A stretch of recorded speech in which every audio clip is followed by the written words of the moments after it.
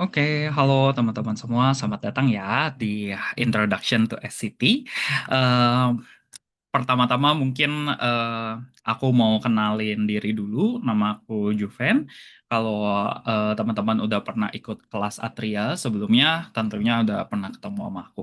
Nah, ada yang unik yang terjadi di UKM PPD, kemungkinan di Agustus dan di November, tapi kita belum punya kabar pastinya. Kemungkinan, di Agustus 2025 ini kita akan menggunakan metode namanya Script Concordance Test.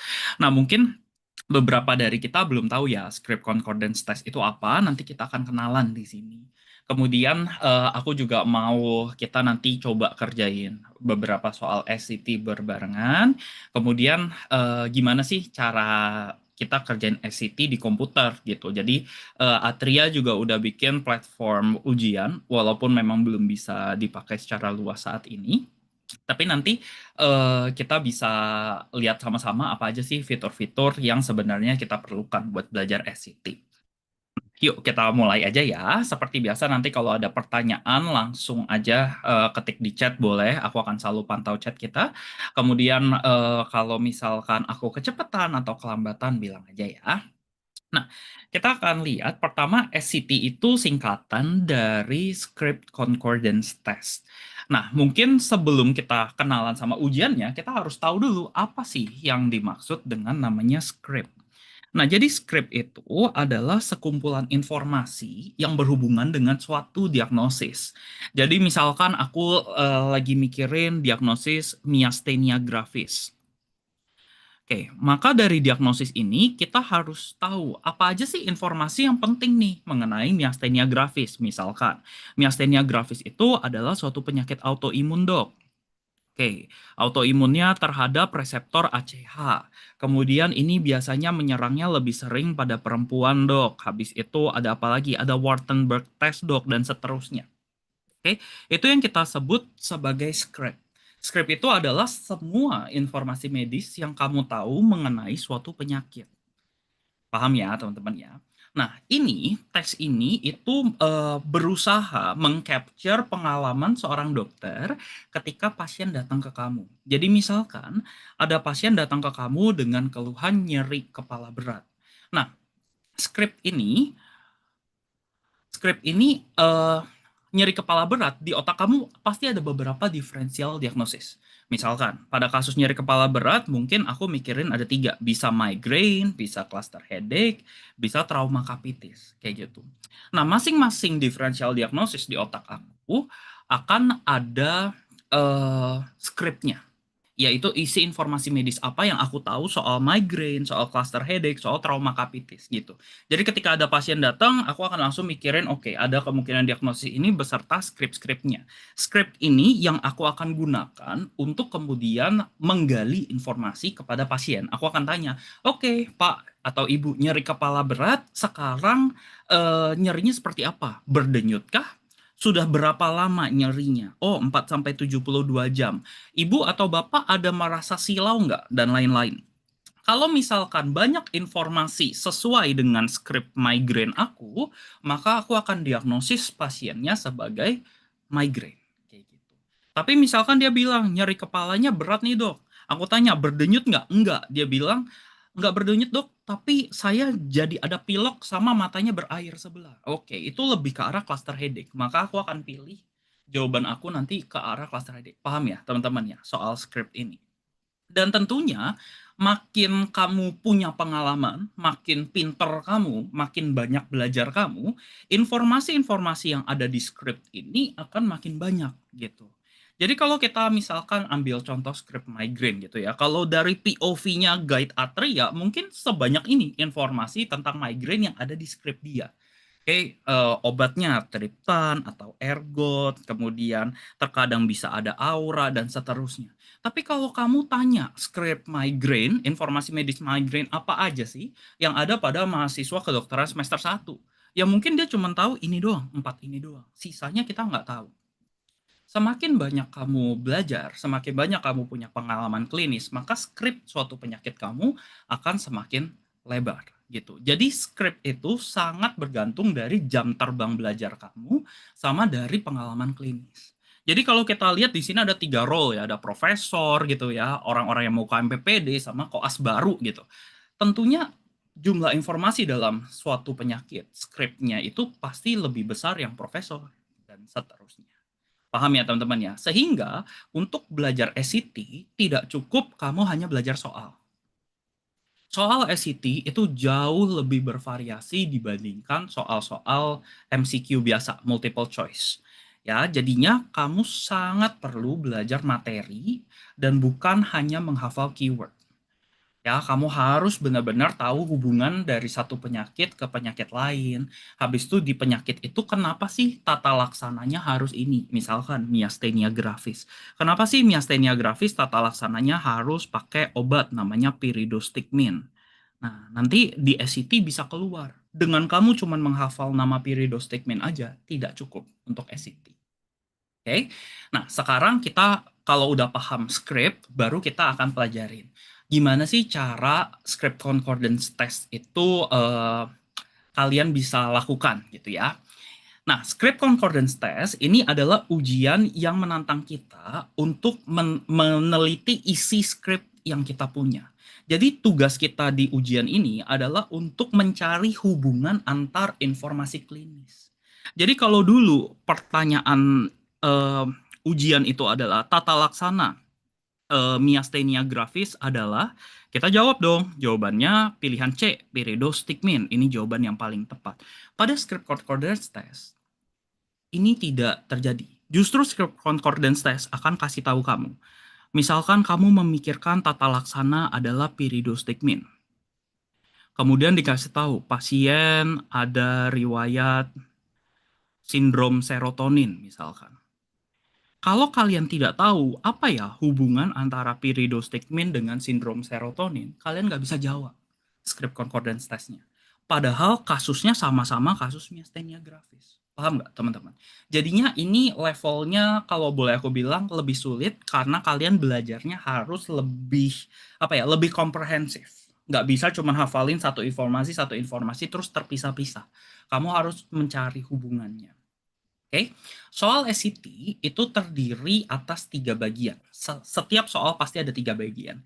Yang pertama adalah skenario klinisnya, tuan siapa, usia berapa, keluhannya apa. Itu biasa ya, seperti yang kita lakukan di soal-soal UKM PPD pada umumnya. Nah, 2 yang lainnya yaitu adalah hipotesis dan informasi baru. Ini adalah hal yang baru untuk kalian.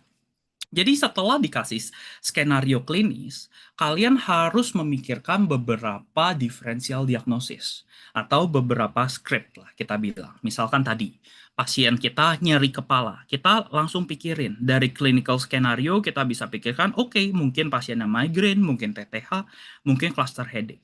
Nah, uniknya di sini di SCT biasanya script mana yang kamu pilih itu sudah ditentukan sendiri sama soalnya.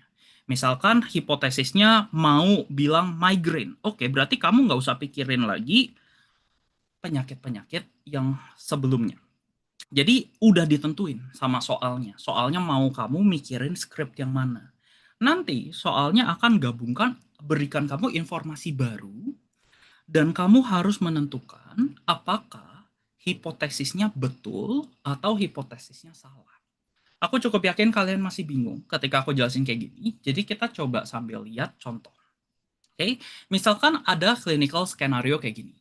Nyonya Tina usia 28 tahun, G2 P1A0, UK 12 minggu, datang dengan keluhan duh tubuh kemaluan sejak 1 minggu yang lalu. Oke, duh tubuh kemaluan artinya pasiennya ada keputihan gitu ya. Maka dari script ini, dari skenario ini, kamu harus pikirkan beberapa script. Kira-kira apa sih teman-teman diferensial diagnosis dari duh tubuh kemaluan pada wanita? Oke, kita akan pikirkan satu, mungkin pasiennya bakterial vaginosis. Yang kedua, mungkin pasiennya trichomoniasis. Yang ketiga, mungkin pasiennya candidiasis. Kayak gitu ya. Itu yang biasanya kita pikirkan. Nah, kemudian di bawahnya akan ada hipotesis. Nah, misalkan di hipotesis dikasih tahu, jika Anda memikirkan diagnosis vaginosis bakterialis, maka soal ini minta kamu menyorot skrip vaginosis bakterialis. Setahu apa kamu mengenai vaginosis bakterialis? Kemudian dia akan kasih kamu informasi. Kalau nih misalkan kamu sebagai dokter mikirin BV, terus dikasih tahu informasi baru ada clue cells lebih dari 20%. Nah, maka kira-kira jawaban kamu mendukung hipotesis atau jawaban kamu justru menolak hipotesisnya, tidak mendukung hipotesisnya. Kayak gitu. Ya, sekali lagi ini. Di tahap clinical skenario, kamu diminta untuk mengetahui ada beberapa diferensial diagnosis. Vaginosis bakterialis, trichomoniasis, candidiasis. Di bagian hipotesis, soalnya akan mengarahkan kamu ke salah satu script. Pada contoh ini, dia mengarahkan kamu ke vaginosis bakterialis. Nah, kemudian setelah diberikan informasi baru clue cells, kamu disuruh pilih. Setelah ada informasi clue cells 20% ini, hipotesis vaginosis bakterialis itu sangat mendukungkah? Kamu sangat mendukung vaginosis bakterialis kah? Mendukungkah? Netral, tidak mendukung, atau sangat tidak mendukung?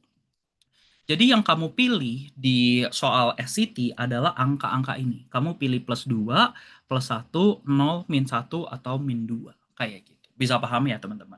Kira-kira kalau aku minta kalian jawab nih, dengan informasi ini, pasien kita plus 2, plus 1, 0, min 1, atau min 2. Ada yang mau jawab di chat, mau direct message juga boleh kok. Betul, karena ada yang jawab plus 2 ya.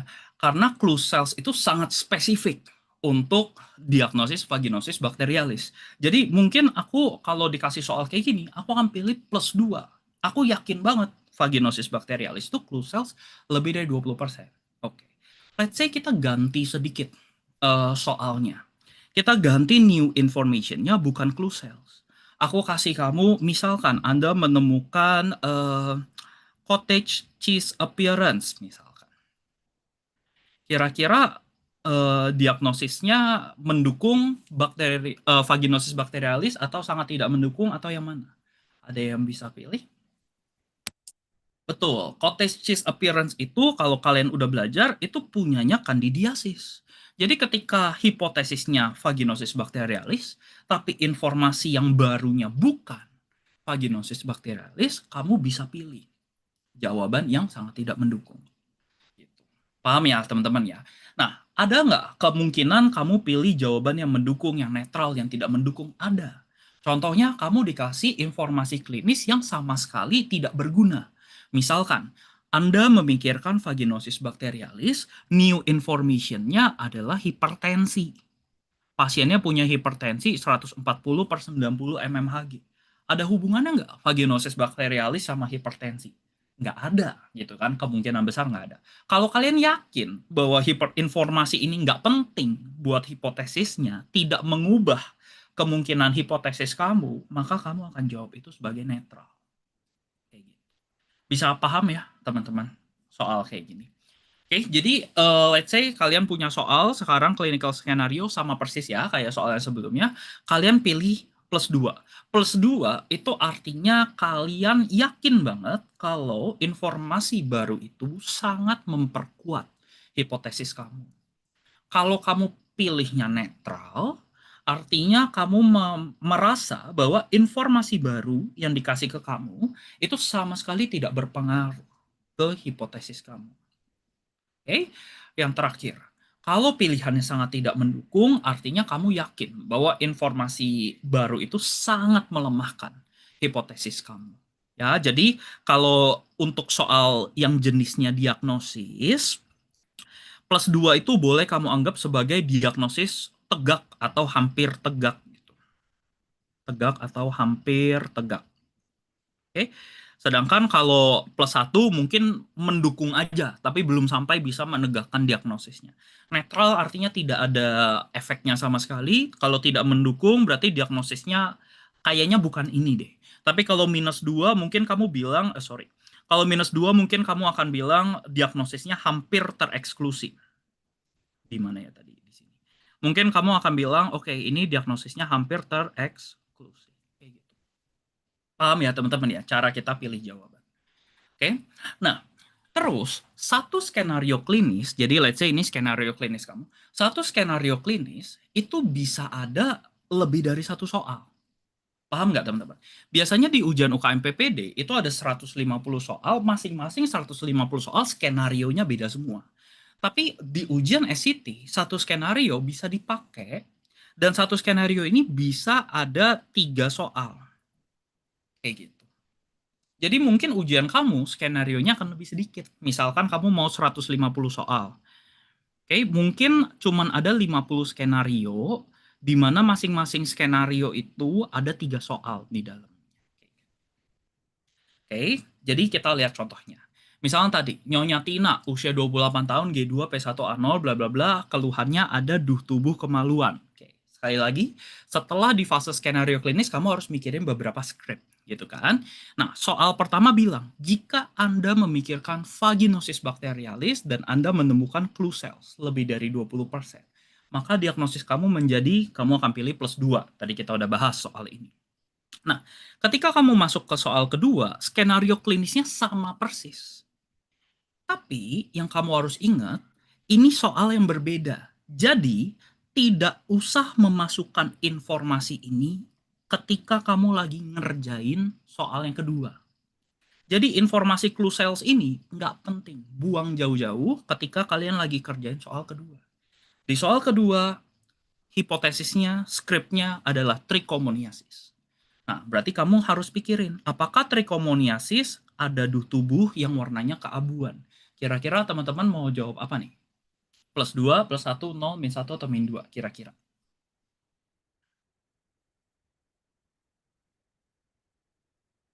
Apakah trichomoniasis duh tubuhnya keabuan? Nah, di sini kalian ditantang, tahu nggak duh tubuhnya trichomoniasis tuh warnanya apa? Gitu. Oke, yang kita pelajarin biasa di UKM PPD, trichomoniasis duh tubuhnya warnanya kuning, hijau biasanya. Oke, jadi duh tubuh keabuan agak aneh kalau pada trichomoniasis. Mungkin kalau kalian merasa kayaknya tetap bisa deh, kalian pilihnya -1. Tapi kalau kalian yakin banget, oke ini nggak mungkin keabuan, pasti kuning hijau, nggak bisa warna abu-abu, kalian pilihnya -2. Kayak gitu. Bisa paham ya? Dan informasi clue cells yang ada di sini sama sekali tidak punya pengaruh dengan soal berikutnya. Ingat ya, jadi setiap soal itu adalah entitas yang terpisah. Kalian jangan gabungin informasi dari satu soal ke soal yang lainnya. Sama, ketika kita lagi pikirin soal yang ketiga, misalkan ini adalah candidiasis vaginalis, kemudian dikasih tahu tekanan darah 140/90, kalian tinggal mikir, apakah candidiasis berhubungan dengan hipertensi? Kalau kalian yakin nggak ada hubungannya dok, gitu, maka informasi hipertensi tidak membantu kamu menegakkan candidiasis vaginalis. Kamu jawab hipotesisnya 0, diagnosisnya angkanya 0 di sini. Paham nggak teman-teman? Ada yang bingung dulu sampai di sini? Kalau ada yang mau ditanya boleh ya. Ngerti ya? Dan masing-masing ini nanti kalian akan ada poin-poinnya. Sebentar lagi kita akan masuk ke teknik penilaian dari soal SCT. Nah, tentunya soal SCT itu adalah soal yang subjektif. Nggak ada satu jawaban yang paling benar. Sehingga dalam penilaian soal SCT, itu panitia UKM PPD akan punya yang namanya panel of experts gitu ya. Jadi mereka akan panggil dokter-dokter spesialis, let's say ada 15 atau berapa, yang disarankan sebenarnya 15 sampai 20 experts. Oke, yang akan mengerjakan juga soal kalian. Jadi 15 orang ini, let's say orangnya 15 ya. 15 orang dokter spesialis ini akan dikasih soal ini. Terus mereka akan pilih, misalkan 10 dokter spesialis pilih +2, 5 orang pilih +1, let's say kayak gitu. Maka di soal UKM PPD kalian nanti, jawaban yang paling benar adalah yang +2. Kalau amit-amit gitu ya, si panel of experts-nya pilihnya sangat mendukung itu 7 gitu ya, yang mendukung jadinya berapa? 8 gitu ya. Berarti jawaban yang benar nanti di ujian kalian itu +1. Jadi jawaban benar kalian itu tergantung dari panel of experts-nya. Mereka, panel of experts ini diharapkan punya skrip yang lengkap. Jadi mereka bisa membayangkan kira-kira pasien yang ini dengan hipotesis ini dan informasi baru ini, jawaban yang paling benarnya yang mana? Kayak gitu. Bisa paham nggak teman-teman? Oke, nah jadi kalau misalkan anggaplah ada 15 expert gitu ya, terus distribusinya kayak gini. 10 expert pilih plus 2, 3 expert pilih plus 1, 2 expert pilih 0. Maka dalam soal yang tadi, pilihan plus 2 akan dapat poin maksimum. Poin maksimumnya itu 1. Oke. Tapi pilihan-pilihan yang lainnya dapat poin juga nggak, Dok? Dapat poin. Gimana, Dok, cara ngitung poinnya? Oke. Berarti kalau ada 3 expert yang pilih jawaban plus 1, maka kamu bisa hitung dari 3/15 jumlah expertnya dikali 1 poin. Maka kamu akan dapat 0,33 poin. Kalau kamu di ujian UKM PPD kamu pilih plus 1, kamu dikasih nilai tetap 0,33. Kalau di dua, di pilihan yang 0 berarti kamu tinggal kali berapa nih? Ya sekian lah ya. Aku nggak jago ngitung gitu ya, sekian poin. Paham nggak, teman-teman?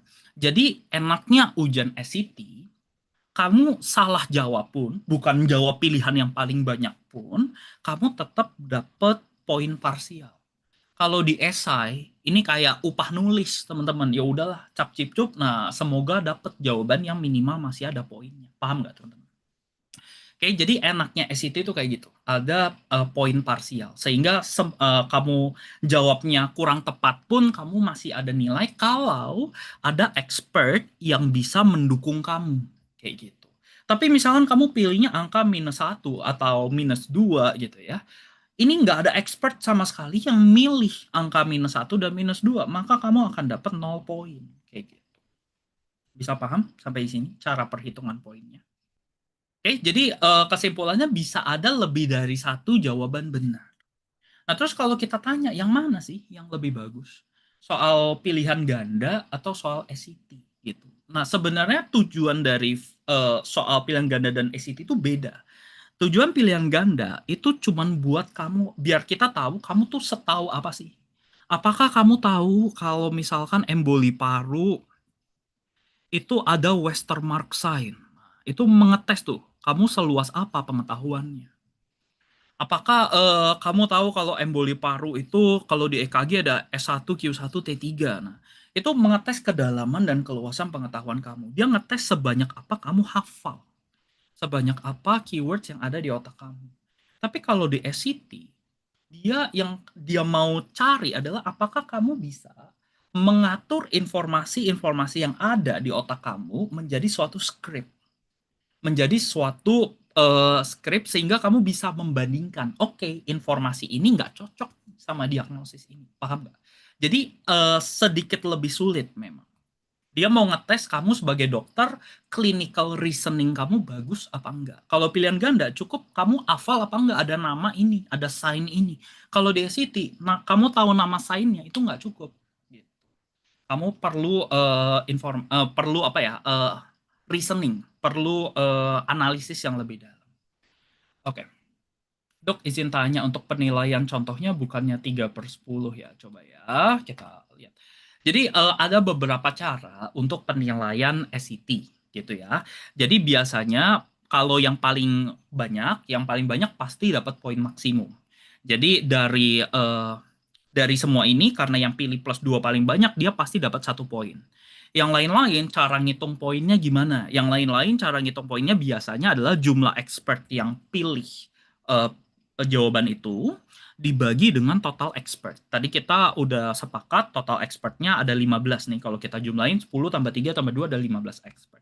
Berarti kamu dapat poin sejumlah 3/15 dikali 1 poin. Dikali poin maksimum. Berarti kamu akan dapat berapa? Seperlima. Seperlima. Oh iya, aku salah ngitung ya.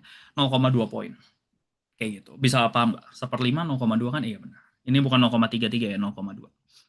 Paham ya, teman-teman ya? Kalian nggak usah pusingin per poin-poinan ini, karena bukan kalian yang ngitung nanti.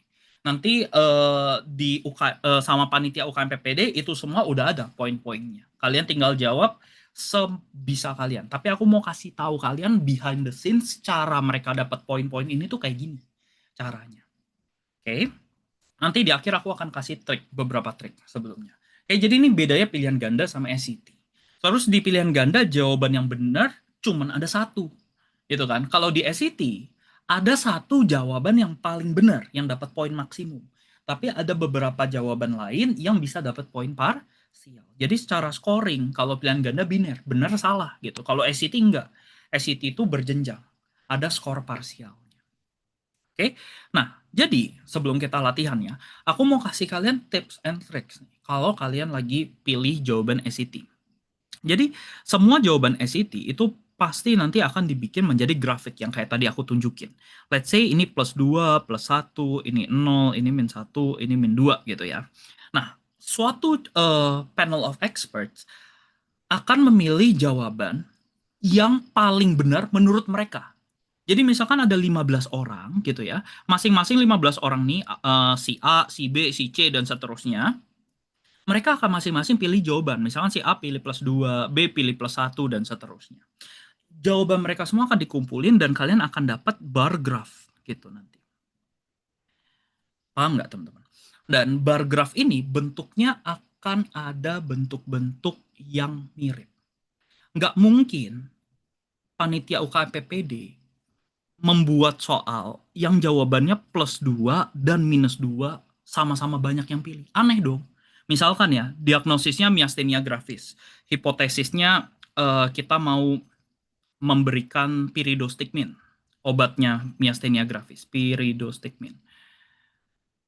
Oke, terus misalkan new information. Misalkan ya, pasiennya alergi pyridostigmin misalkan. Ini pasti soal yang bagus. Kenapa? Karena mayoritas expert, bahkan kamu pun gitu ya, kalau disuruh pilih, kamu akan pilih min 2. Nggak mungkin dong orang mau kita kasih pyridostigmin tapi ada alergi pyridostigmin. Berarti pasti soal itu akan menyeret ke salah satu sisi. Dia bisa ke sisi minus, bisa ke sisi plus, atau kalaupun dia di angka 0, dia nyeretnya ke samping-samping. Paham nggak teman-teman? Jadi nggak mungkin ada soal yang jawabannya plus 2 mungkin, minus 2 juga mungkin. Itu nggak mungkin. Itu soal yang jelek. Sama nggak mungkin juga ada soal yang angkanya lurus-lurus aja gitu. Grafiknya lurus. Itu soal yang jelek. Gitu. Buat ujian, pasti kamu dikasih soal yang berat sebelah. Entah berat di plus, entah berat di minus, atau berat di nol, lebih ke tengah. Pokoknya pasti berat di salah satu sisi. Gitu. Sehingga kalau kalian nggak yakin suatu jawaban, gitu ya, minimal kalian harus bisa menilai. Ini kira-kira beratnya ke arah plus, ke arah minus, apa ke arah nol. Kalau kalian agak nggak yakin ya berarti amannya kalian pilihnya plus 1 dan min 1. Minimal dapat angka parsial. Paham nggak teman-teman? Ini salah satu strategi untuk kita ngerjain soal SAT. Karena nggak mungkin ada dua jawaban yang polar opposite. 1 plus 2, 1 min 2. Itu aneh. Gitu. Bisa paham ya, teman-teman ya? Oke, sekarang untuk lebih jelasnya kita akan coba latihan gitu ya. Aku buat soal yang berbeda buat kalian. Oke, ini kita buat soal yang mudah dulu. Ini adalah soal tentang diagnosis. Tuan Vincent, usia 30 tahun, datang ke dokter mata dengan keluhan nyeri pada mata. Nyeri terutama dirasakan pada mata sisi kiri dan terasa perih. Oke, let's say soal 1 bilang jika Anda memikirkan skleritis. Ini adalah hipotesis. Selalu urutannya hipotesis, habis itu informasi baru. Misalkan nyeri matanya adalah skleritis, terus kalian ketemu dendrit pada pemeriksaan slit lamp. Nah, ini informasi barunya. Kalian disuruh cari, menurut kalian dendrit itu sejalan nggak dengan skleritis? Kira-kira kalian mau jawab yang mana? Boleh jawab di kolom chat kalau mau. Ketemu slit lamp, dendrit, kemudian diagnosisnya skleritis. Nah, kira-kira setuju nggak ada dendrit di skleritis? Kalau setuju banget, hampir tegak diagnosisnya plus 2. Kalau hampir nggak mungkin, minus 2. Nah, kalau kalian udah belajar UKM PPD, kalian akan ingat kalau gambaran dendrit pada slit lamp itu ditemukan pada penyakit konjungtivitis HSV. Maka hampir pasti nggak mungkin skleritis. Gitu. Mungkin kamu mau jawab minus 2. Nah, tapi hati-hati. Mungkin kalau kamu lebih, skrip kamu lebih dalam, kamu akan mikir, tapi HSV bisa bikin skleritis nggak ya?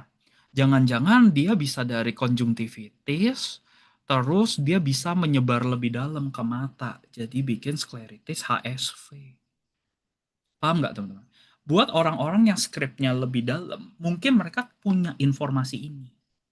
Jadi kamu akan pilih, oke, diagnosisnya arahnya kayaknya lebih ke min 1. Kayak gitu. Paham nggak teman-teman? Nah ini tergantung kedalaman skrip kalian. Kalau aku nggak pernah denger nih skleritis yang disebabkan karena HSV. Jadi skrip aku di dalam otak aku nggak ada hubungan antara dendrit dengan skleritis. Justru kalau aku ketemu dendrit pada slit lamp, kayaknya nggak mungkin skleritis deh. Kayaknya konjungtivitis HSV.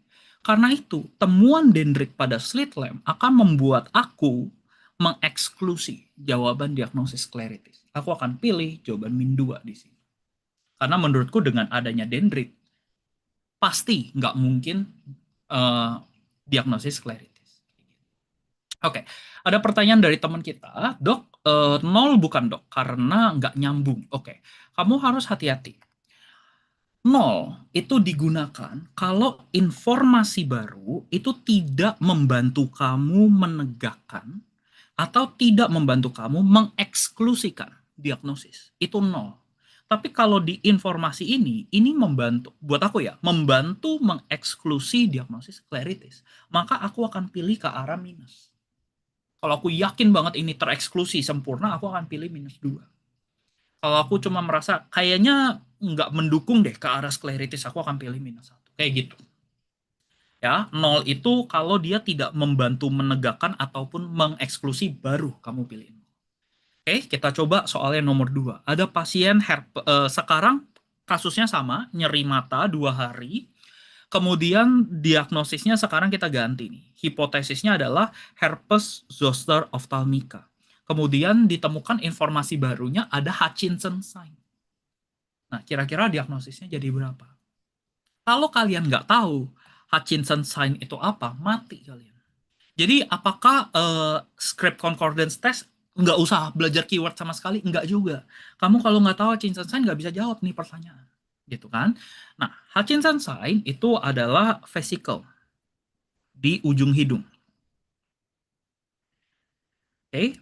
Nah, ini biasanya berhubungan dengan herpes zoster ophthalmica. Jadi begitu kamu ketemu Hutchinson sign, ada herpes zoster ophthalmica, gila ini mantap banget. Ini plus 2 gambarannya. Karena ini kata kunci buat herpes zoster ophthalmica. Nggak ada lagi penyakit lain yang bisa bikin Hutchinson sign. Misalkan kalian merasa seperti itu. Ngerti ya teman-teman ya? Jadi ada pasien sakit mata, ada Hutchinson sign, pasti herpes zoster ophthalmica. Nggak mungkin yang lain. Plus 2 kalian jawabnya. Gitu. Soal nomor 3, misalkan sekarang mata sakit, bla bla bla, sekarang yang kalian pikirkan adalah konjungtivitis akibat adenovirus. Kemudian kamu ternyata temukan informasi baru berupa pseudodendrit. Nah, di otak kamu harus mikirin, mungkin nggak sih konjungtivitis adenovirus ada pseudodendritnya? Kalau menurut kamu nggak mungkin, kamu akan pilih, oke, ini pasti minus 2. Karena pseudodendrit itu punyanya konjungtivitis herpes zoster. Gitu. Yang namanya adenovirus nggak bisa bikin pseudodendrit. Jadi kamu akan pilih minus 2. Paham nggak teman-teman? Cara ngerjain soal SCT itu kayak gini. Oke, ini contoh soal yang gampang. Ya, soal yang gampang itu adalah soal-soal yang masih menggunakan keyword di dalam ini, di dalam informasi barunya. Sekarang kita persulit sedikit ya.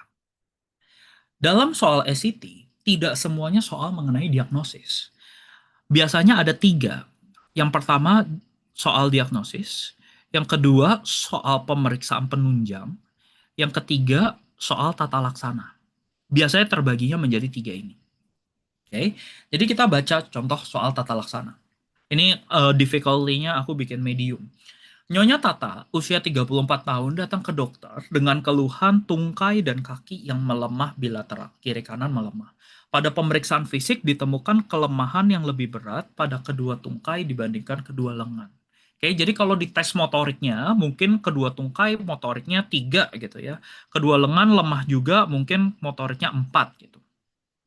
Fungsi lumbal menunjukkan leukositnya 5 sel per mikroliter, normalnya di bawah 10, dan ditemukan hiperproteinorakia. Artinya proteinnya tinggi di dalam CSF-nya. Sekarang, kira-kira skrip apa yang ada di otak kalian? Kalau soalnya tentang tata laksana, berarti kalian sudah harus tahu diagnosisnya dulu.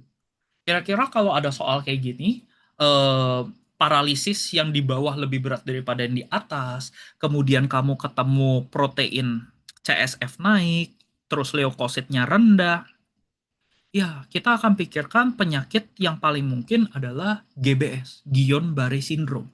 Kalau kalian nggak kepikiran GBS di sini, mati. Gitu. Karena soal satu, soal tentang terapi. Kalian juga harus tahu berarti GBS tuh terapinya apa ya? Let's say kamu mikirin menggunakan terapi IVIG. IVIG itu intravenous immunoglobulin. Ini adalah kalau kalian tahu ini adalah first line dari terapi GBS. Oke, terus kamu dikasih informasi dehidrasi ringan. Nah, ini sulit. Karena intravenous immunoglobulin ada hubungannya apa enggak ya dengan dehidrasi ringan? Kamu jadi mikir, apakah informasi baru ini membuat aku boleh apa enggak ya ngasih obat ini? Gitu. Paham ya, teman-teman? Jadi soalnya satu tahap lebih sulit ini. Nah, kalian akan mikir, oke, intravenous immunoglobulin tuh aku masukin protein, aku masukin immunoglobulin ke dalam tubuh. Kalau dalam kondisi dehidrasi ringan, kira-kira ada masalah nggak ya? Kayaknya nggak ada masalah deh. Dehidrasi ringan tidak menyebabkan IVIG lebih diindikasikan. Dehidrasi ringan tidak menyebabkan IVIG lebih dikontraindikasikan. Sehingga aku akan pilih angka 0 di sini. Kayaknya nggak ada pengaruh. Tapi misalkan dia ganti, soalnya bukan dehidrasi ringan. Dia ubah soalnya jadi dehidrasi berat. Kalau kayak gini, aku akan mikir, wah nggak boleh nih. Dehidrasi berat dikasih IVIG. Kenapa? Karena kalau dia lagi dehidrasi berat, kamu kasih protein yang tinggi, protein ini semua akan pergi ke ginjal. Nanti pasiennya gagal ginjal loh. Misalkan kamu mikirnya ke situ. Maka kalau dia dehidrasi berat, kamu akan pilih min 2. Paham nggak teman-teman? Tapi kamu jadi harus tahu apa sih hubungan dehidrasi dengan IVIG. Oke, contoh lainnya. Salah satu terapi alternatif dari GBS adalah plasmaferesis. Jadi di soal kedua, kamu disuruh mempertimbangkan plasmaferesis. Kalau misalkan kita mau plasmaferesis, terus pasiennya ada riwayat hemofilia A, apakah hemofilia A ini membuat plasmaferesis menjadi indikasi pasti atau menjadi kontraindikasi pasti? Nah, kamu harus tahu apa hubungannya plasmaferesis sama hemofilia A. Berarti kamu nggak cukup tahu terapi GBS itu plasmaferesis. Kamu harus tahu cara kerja plasmaferesis itu gimana. Oh, plasmaferesis itu kamu harus pasang central venous catheter. Dia harus masuk lewat vena sentral. Namanya pakai vena sentral, kamu pasti heparinisasi. Kamu akan berikan terapi antikoagulan. Pasien hemofilia A, boleh nggak dikasih antikoagulan? Oh, nggak boleh. Berarti, boleh nggak kita kasih plasmaferesis pada pasien ini? Nggak boleh, -2. Kayak gitu, teman-teman. Ngerti ya? Jadi, hubungan antar penyakit itu lebih kelihatan di SCT.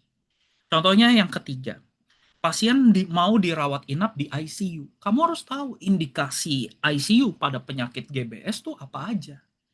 Oke, di sini pasiennya dikasih tahu ada kelemahan bulbar. Kelemahan bulbar itu kelemahan di nervus cranialis.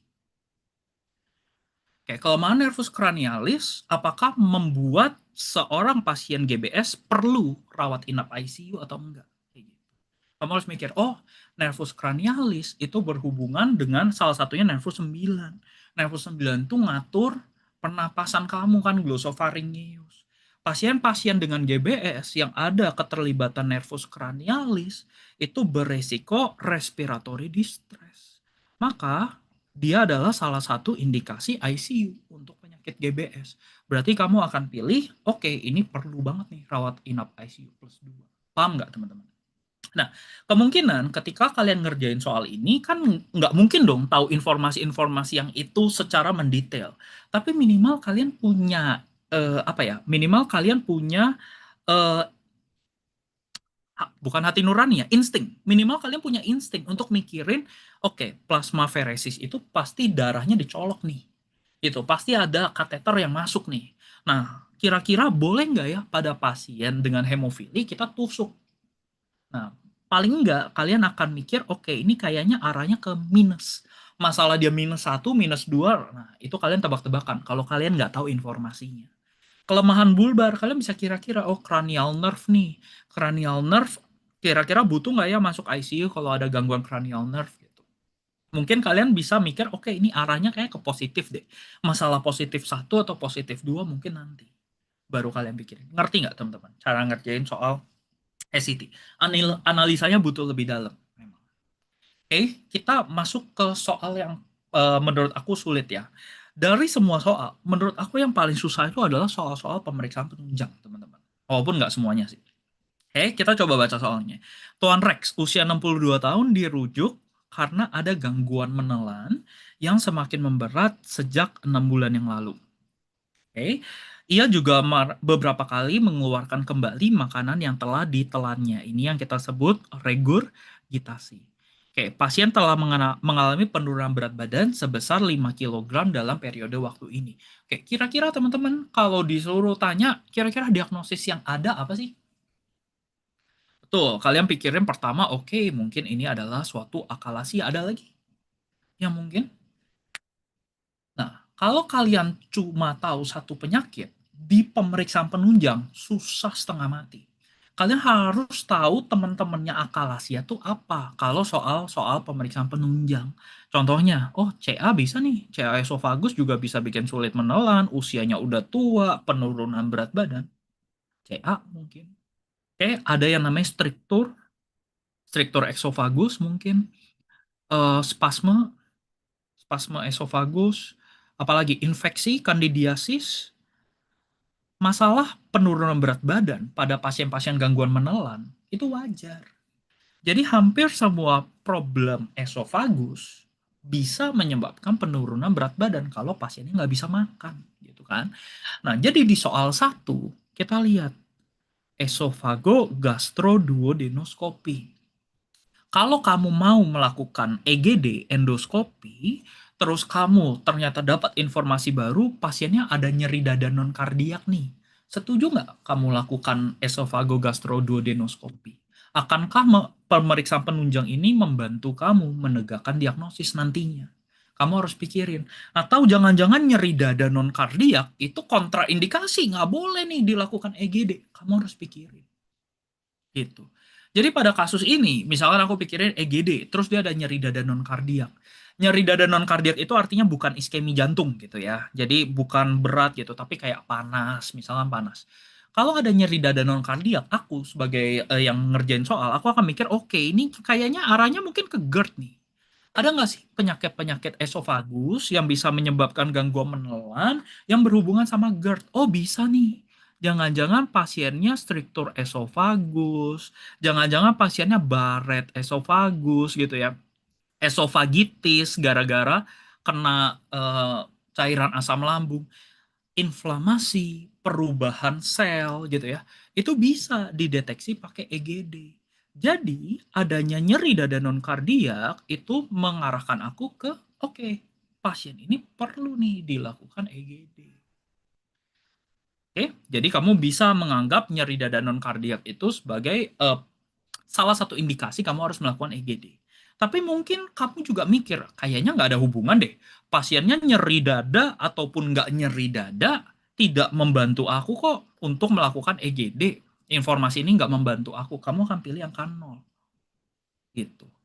Paham ya teman-teman ya? Oke. Kita ke soal kedua misalkan. Soal kedua, sekarang yang kamu mau lakukan adalah CT scan toraks abdomen dengan kontras. Nah, di sini kamu harus mikir, kapan sih pasien yang gangguan menelan, kapan sih kamu CT toraks abdomen? Kamu harus mikir ke arah situ. Oh, pasien ini artinya soal ini berusaha meminta kamu untuk mikirin, coba deh kamu pikirin skrip CA esofagus. Karena kalau akalasia di CT nggak di CT gitu. Jadi soal penunjang itu meminta kamu untuk behind the scenes, kamu harus pikirin apa sih diagnosis yang paling mungkin untuk soal yang ini. Dia lagi mau ngarahin kamu ke soal yang mana gitu. Ternyata dia mau kasih kamu CT thorax abdomen, dia harapkan kamu tahu, oke ini arahnya ke CL esophagus nih. Ternyata ketemu adanya pembesaran KGB supraklavikula kiri pada PF. Nah, pertanyaan aku, menurut kalian ini plus 2, plus 1, 0, min 1, atau min 2? informasi barunya ini, kira-kira informasi ini membuat kamu mau CT thorax abdomen, nggak mau CT thorax abdomen, atau tidak ada informasi yang penting di sini. Jadi nol. Kalian mau pilih yang mana kira-kira? Nggak apa-apa teman-teman. Barengan sama aku aja, asal-asalan jawab juga nggak apa-apa. Karena ini soalnya sulit menurut aku. Ada yang mau coba jawab? Ada yang plus 2, ada yang plus 1. Oke, kalian mungkin kepikiran, oke, kalau kanker esofagus, pembesaran KGB pasti mengarah, setuju kalau itu arahnya ke kanker. Berarti boleh nih kita CT thorax abdomen. Berarti kalian lebih ke arah plus 2 atau plus 1. Good.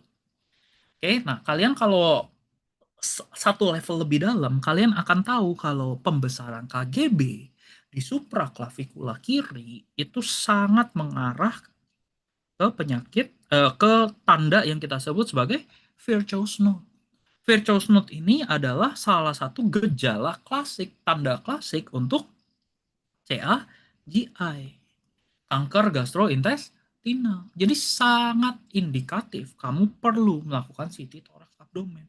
Buat apa? Ini artinya udah ada metastasis ke KGB. Kamu mau tahu ada metastasis nggak ke tempat lain? Makanya kita CT thorax abdomen. Kayak gitu. Paham ya?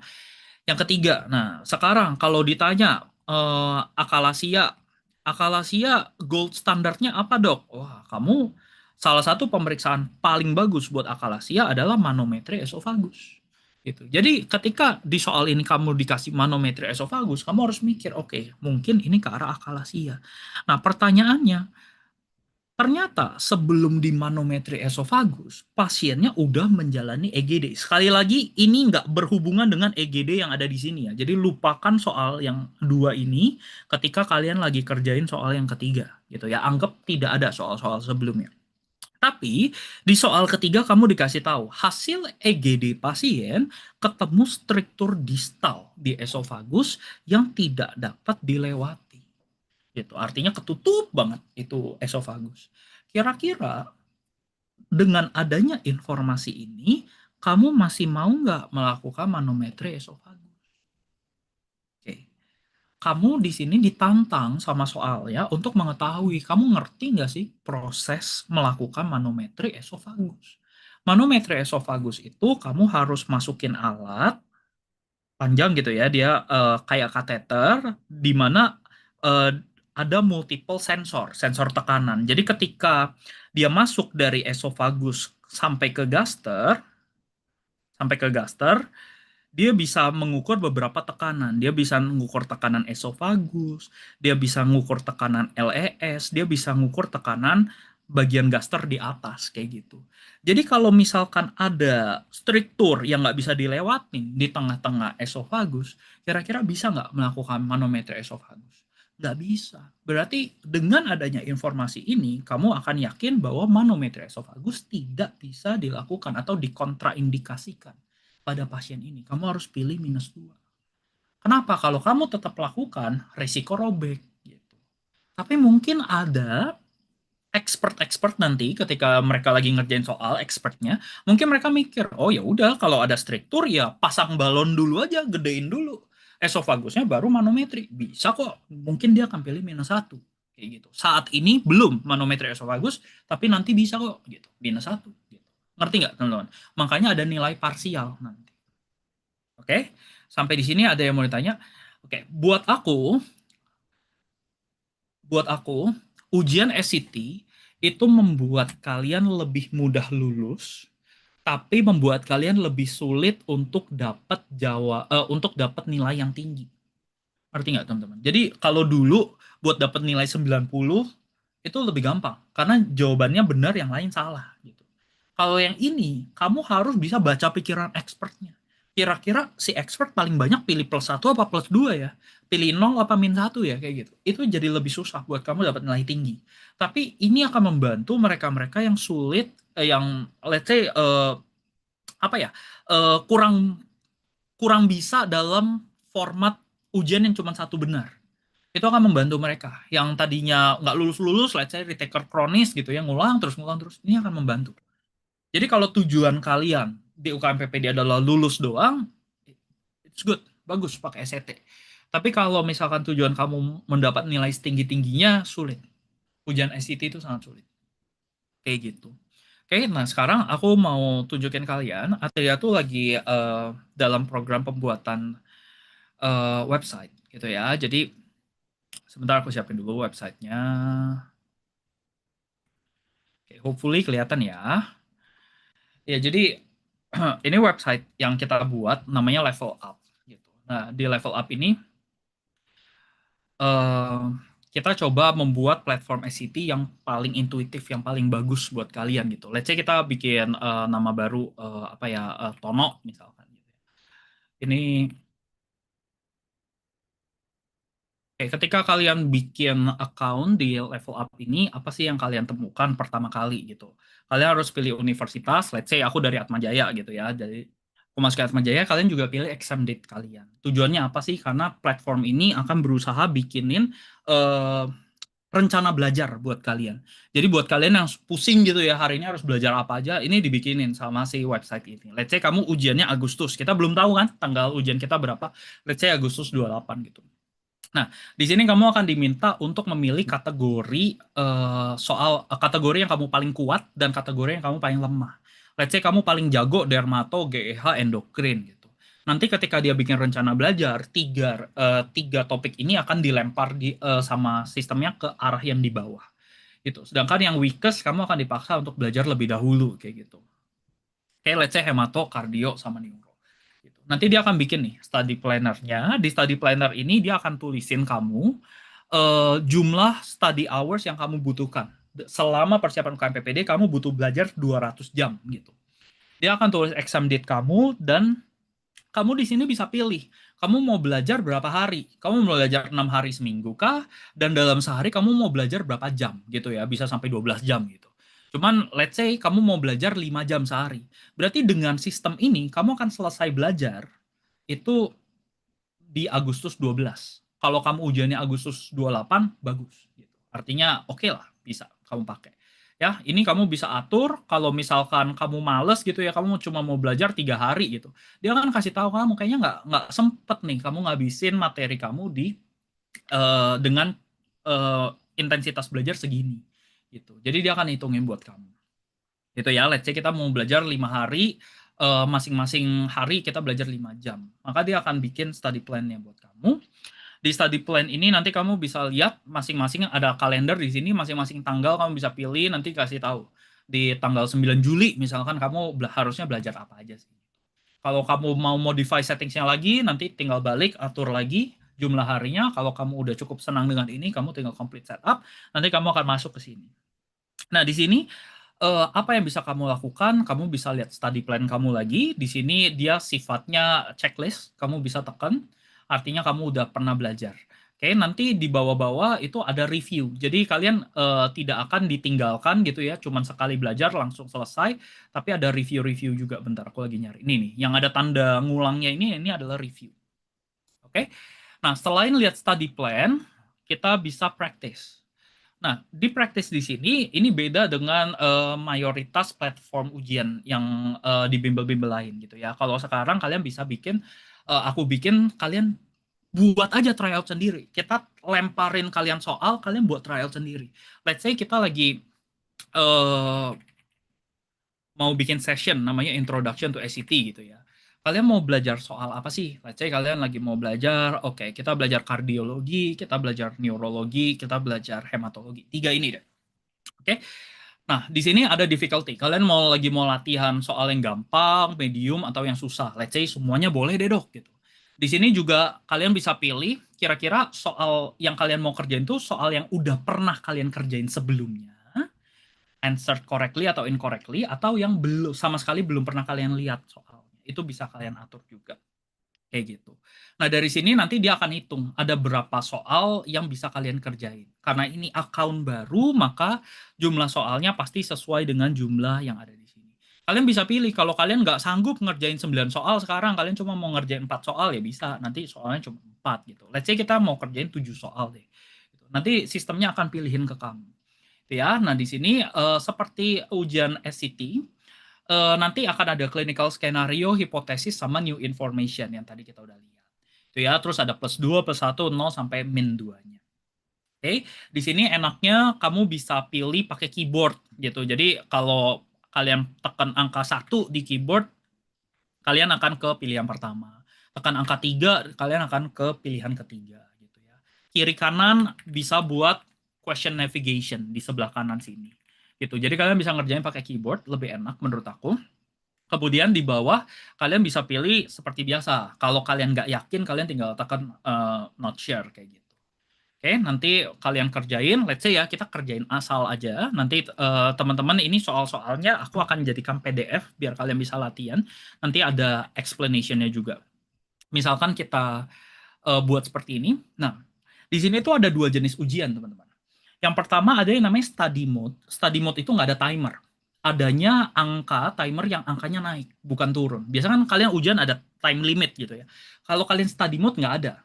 Kalian tapi akan tahu dalam satu sesi itu kalian makan waktu berapa lama supaya kalian bisa kira-kira nanti kalian ujian tuh cukup nggak ya waktunya kalau aku secepat ini ngerjainnya. Tapi kalau kalian pilihnya nanti exam mode gitu ya, di bawah sini ada exam mode, itu nanti dia sifatnya timer. Kalau dia timer, dia akan menghitung jumlah soal yang kamu akan pilih, kemudian timer itu 1 menit untuk satu soal. Seperti ujian UKM PPD, 150 soal, 150 menit. Gitu. Dia akan bikin timer segini, kalian harus selesain secepatnya. Gitu. Ya, let's say aku jawab asal ya, teman-teman ya. Oke, let's say aku submit. Nah, di submit kalian akan pindah ke bagian exam results. Di exam results kalian akan lihat ada berapa soal yang kalian kerjain, berapa skor kalian. Karena kita kerjainnya asal-asalan, kita dapat skor 25%. Dan kalian bisa lihat berapa lama kalian ngerjain ujian ini. Oke, di sini nanti ada statistik sedikit, kira-kira yang benar berapa, yang partially correct berapa, yang dapat nilai tapi nilai tulis doang lah gitu ya. Bukan yang paling bagus nilainya itu berapa yang salah dan berapa yang kalian nggak jawab. Amit-amit kalian ada yang nggak jawab, itu kedeteksi juga. Oke, dan di sini kita bisa kategori breakdown. Jadi tadi kita kan pilih beberapa sistem. Let's say sekarang aku pilih semua sistem yang aku punya. Kalian bisa lihat kemampuan kalian dalam ngerjain soal. Ternyata dari gastrointestinal, dari 3 soal, ini kan total questions 3. Dari 3 soal aku cuma dapat 1,5 poin. Berarti aku cuma bener mungkin 1 dan 1 yang partially correct dengan nilai 0,5. Jadi totalnya aku dapat 1,5 dari 3. Gunanya ini apa sih? Tabel ini membuat kamu bisa lihat di mana aku masih butuh latihan. Nanti kamu bisa latihan lagi. Bikin lagi practice session yang baru. Kamu misalnya cuma mau latihan neurologi nih, masa neurokon 0? Kamu cuma mau latihan neurologi aja bisa. Kayak gitu. Oke, nah di sini di bawahnya ada question breakdown. Question breakdown ini nanti masing-masing soal akan dikasih tahu. Ini sebenarnya soal tentang apa sih? Kemudian difficulty-nya apa, kemudian di sini yang paling penting. Correct answer-nya sebenarnya apa, correct answer tuh nilai yang paling tingginya apa, dan explanation-nya, penjelasannya. Ini kita buat manual, teman-teman. Kita nggak kopas-kopas dari slide doang, karena buat SCT nggak bisa. Bikin pembahasan dari slide tuh nggak bisa. Kamu harus menghubungkan tadi kan, script satu dengan informasi tambahan. Jadinya nggak bisa, kamu harus bikin manual. Kayak gitu. Ini kita buat manual, kemudian nanti di paling bawah ada export PDF ya. Jadi harapannya teman-teman kalau mau save kalian bisa lihat PDF-nya nanti. Memang sekarang PDF-nya belum terlalu bagus, kalau aku bisa kasih lihat sebentar ya. Kalau aku kasih lihat PDF-nya bentuknya masih kayak gini. Menurutku masih perlu pengembangan. Oke, saat ini memang platform ini teman-teman belum bisa pakai. Cuman nanti, let's say dalam 2 minggu ke depan, aku harapkan aku udah punya banyak soal dulu. Kalau aku udah punya banyak soal, aku bisa lempar ke kalian, kalian bisa latihan sepuasnya kayak gitu. Oke, nanti di sini ada analisis dan skor. Teman-teman karena ini ujiannya baru 1, mungkin teman-teman belum kelihatan fungsinya ini apa sih. Tapi aku coba masukin ke account yang udah banyak ya, banyak latihan soalnya. Nanti teman-teman bisa lihat di sini, kayak tren selama kalian belajar itu nilai kamu tuh trennya seperti apa, terus kalian bisa atur per kategori juga. Jadi kamu mau tahu nih dari bulan pertama ke bulan kedua nilai dermato aku naik apa makin turun kayak gitu. Itu kelihatan. Kayak forensik belum pernah ngerjain soal forensik jadi nggak ada. Ya di sini juga kalian bisa lihat ranking per kategori kalian. Selama kalian belajar itu kalian paling jago di mana? Kelihatan di sini.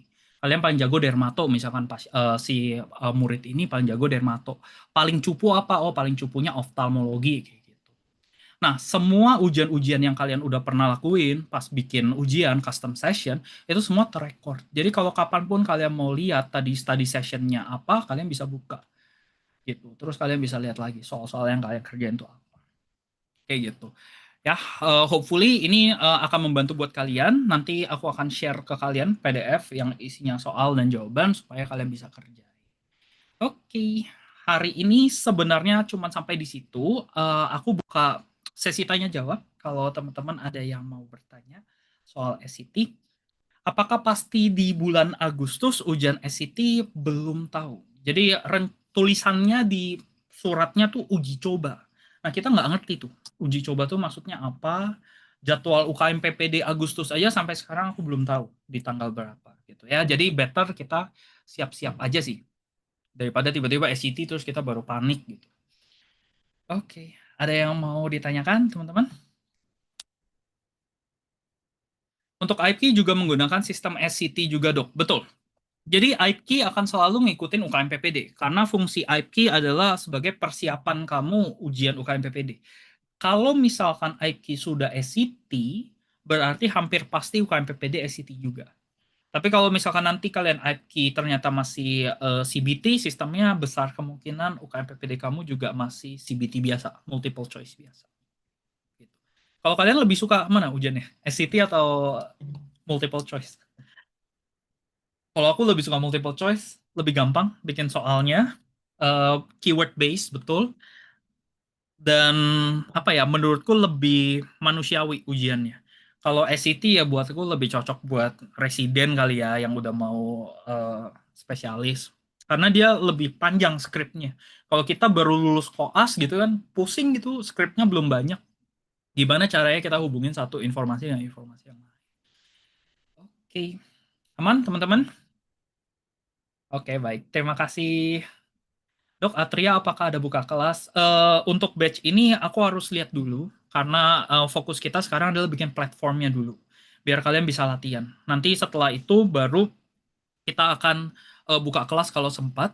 Tapi sekali lagi, SCT itu fokusnya di materi, teman-teman, bukan di cara ngerjain soal, karena soalnya bervariasi banget. Jadi kalian harus cari, misalnya kalian mau bimbel gitu ya, kalian cari bimbel yang materinya tuh dalam gitu. Supaya ketika kalian hadapin soal ICT apapun kalian bisa.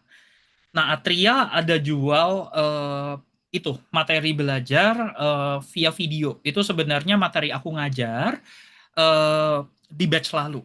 Tapi aku ngajar di batch lalu tuh lumayan all out. Jadi masing-masing materi itu misalkan belajar oftal gitu ya. Itu aja kepecah menjadi 4 video. Masing-masing video tuh bisa 3 jam kayak gitu. Kalau kalian mau beli bisa langsung aja ke link ini aku tulis atriaukmppd.com per shop. Nanti kalian pilih aja kalian mau belajar tentang apa. Sangat berguna kalau aku boleh ngomongnya. Tapi latihan soalnya nggak berguna jadinya kalau beneran SCT. Kalau nggak SCT, ketika kalian beli di sini, kalian juga akan dapat soal-soal teman-teman yang bisa dikerjain.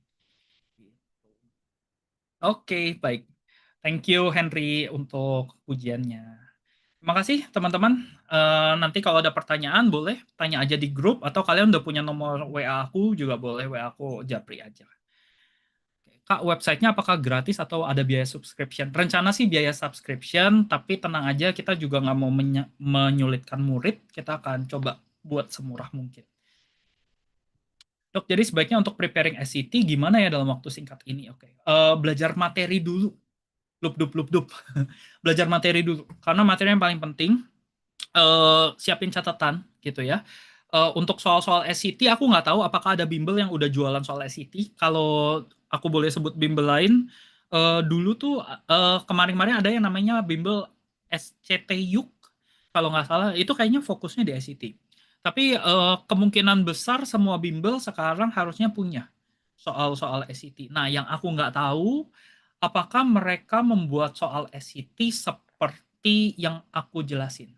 Karena SCT itu buat orang yang pertama kali dengar, kita pembuat soal juga pertama kali dengar soal SCT. Buat orang yang pertama kali dengar soal SCT, ini tuh nggak mudah, teman-teman. Aku sendiri, aku harus baca banyak banget jurnal dulu tentang SCT. Baru aku bisa berani ngadain webinar ini. Kalau nggak, aku nggak berani. Tapi banyak bimbel-bimbel yang dari dulu-dulu udah ngadain webinar ini. Aku nggak tahu informasinya sama apa enggak. Ini salah satu guideline dalam pembuatan soal SCT. Jadi aku pastikan kalau Atri ya bikin soal SCT, itu nggak ngasal. Gitu. Maksudnya kita pertimbangkan apa yang ada di guideline ini dalam membuat soal. Gitu. Nah itu yang aku nggak tahu, ada apa nggak di bimbel lain. Tapi untuk latihan menurutku nggak apa-apa sih. Beli aja soalnya, latihan aja. Oke, terima kasih teman-teman semua. Sampai ketemu lagi ya di lain kesempatan. Semoga nanti ada sempat aku bikin free class juga ya buat kalian. Sampai jumpa teman-teman.